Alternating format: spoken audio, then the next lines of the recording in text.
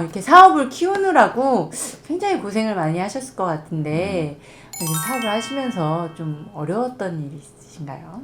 초기에는 저희가 이제 제품을 만드는데 좀 어려움이 있었죠. 왜냐면 제가 식품에 대해서 하나도 모르는 사람이었기 때문에 어떻게 이제 제품을 개발을 해야 되고 고객들이 또 어떤 것들을 좋아하는지도 잘 몰라서 많은 시행착오가 있었어요. 그래서 한 1, 2년 정도는 계속 제품 개발하는데 포커스를 뒀었습니다. 그리고 이제 어려울 때마다 저희 완주군하고 이제 연결된 산학협력 지원하시는 교수님이 있어서 그분하고 이렇게 이야기도 하고 궁금한 거 물어보고 하면서 제품을 만드는 게 가장 어려웠었고요. 두 번째는 이제 제품을 만들었는데 판매를 해야 되는데 솔직히 판매처가 대부분 온라인이냐 오프라인이냐 두 가지 대부분 크게 나누는데 오프라인은 뭐 농협이나 이런 매장에 들어가야 되는데 뭐 하나로마트 이런 게 들어가려면 최소한 조합원 가입하고 1년 뒤에나 판매가 가능하고 온라인은 제가 이제 컴퓨터를 잘 하는 편이 아닌데 만들어서 올려야 되고 상세 페이지도 만들어야 되고 사진도 찍어야 되고 이제 그런 어려움들이 있어서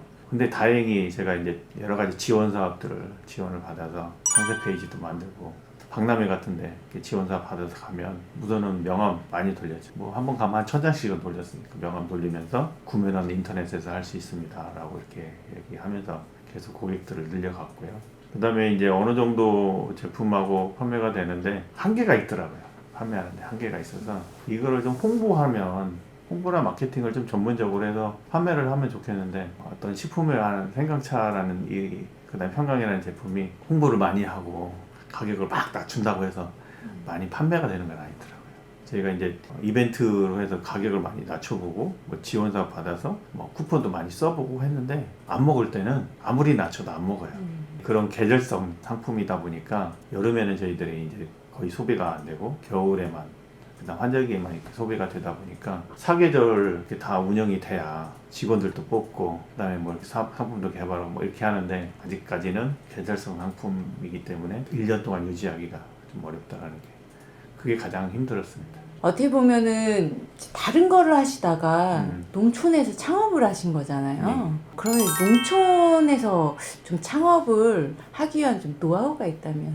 대부분 귀농귀촌 하면 사람들이 농사를 지어야 된다라고만 생각을 하는데요. 농촌에도 와서 보니까 농사 안 짓고도 할 일들은 참 많습니다. 그게 처음부터 딱 주어지는 일이 아니고 농촌에 살면서 내가 그 일을 찾을 수 있는 거라고 보거든요. 농촌에서 살기가 어렵다. 사람들이 뭐 어렵다라고 얘기를 하잖아요.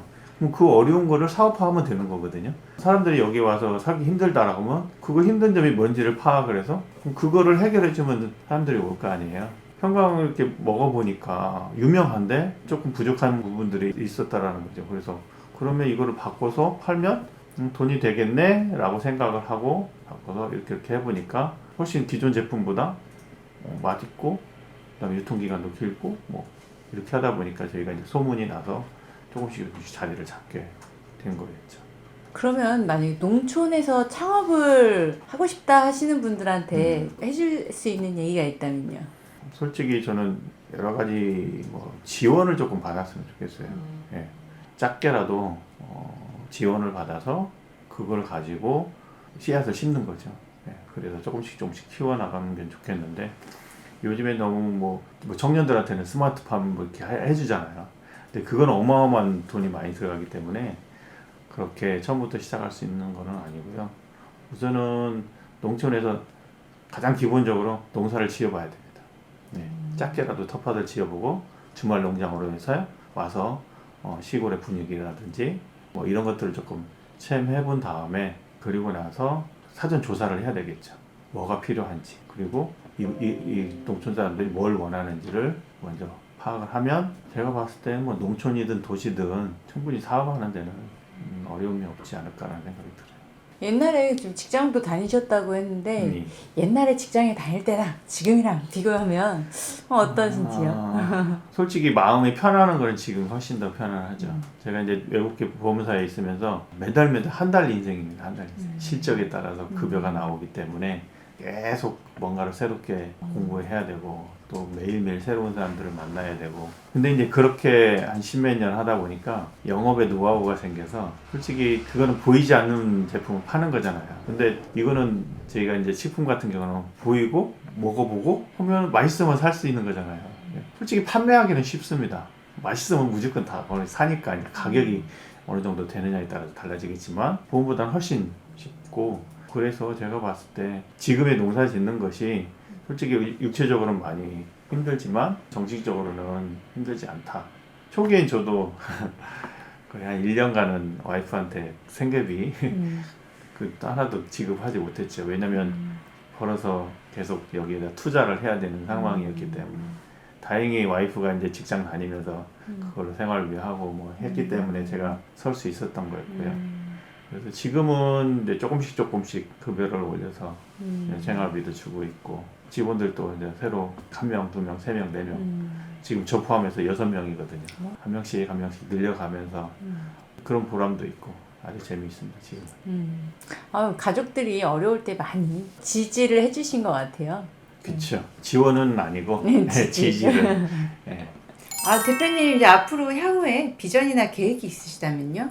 봉동에 오니까 사람들이 없어서 삭막한데 앞으로 농촌이 이게 좀 성장하고 발전을 하려면 도시와 농촌이 이렇게 하나가 돼서 도시 사람들이 농촌에 어떤 상품도 구입하고 또 왕래도 하고 그리고 그걸 보고 또 홍보도 하고 뭐 이렇게 해주면 좋겠다는 생각이 들어서 지금 뭐 6차 산업 진행을 하고 있습니다. 그래서 1차, 2차, 3차 합쳐서 6차 산업을 하고 있는데 봉동이 생강으로 아주 유명하잖아요. 이 생강 테마를 가지고 저기 임실에 가면 치즈 마을이 있는 것처럼 생강 테마 마을이 있었으면 좋겠다라고 해서 지금 생강 테마 마을을 만드는 게 제 꿈입니다. 그곳에는 생산도 하고 홍보도 할 수 있는 홍보관, 뭐 체험관, 주위에서 사람들이 와서 보고 즐기고 먹고 이렇게 할 수 있는 그런 공간들을 만드는 게 꿈이기도 합니다.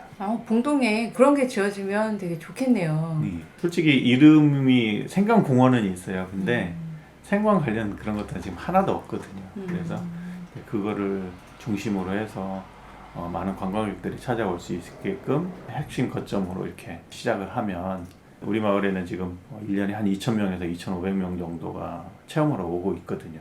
그분들한테 계속 홍보하고 있고 그리고 또 뭐 영상도 만들어서 또 많이 또 홍보도 했고.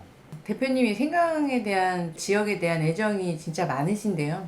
꼭 그렇게 됐으면 좋겠습니다. 감사합니다. 네. 그럼 마지막으로 좀 하시고 싶은 말씀이 있으면 얘기해 주세요.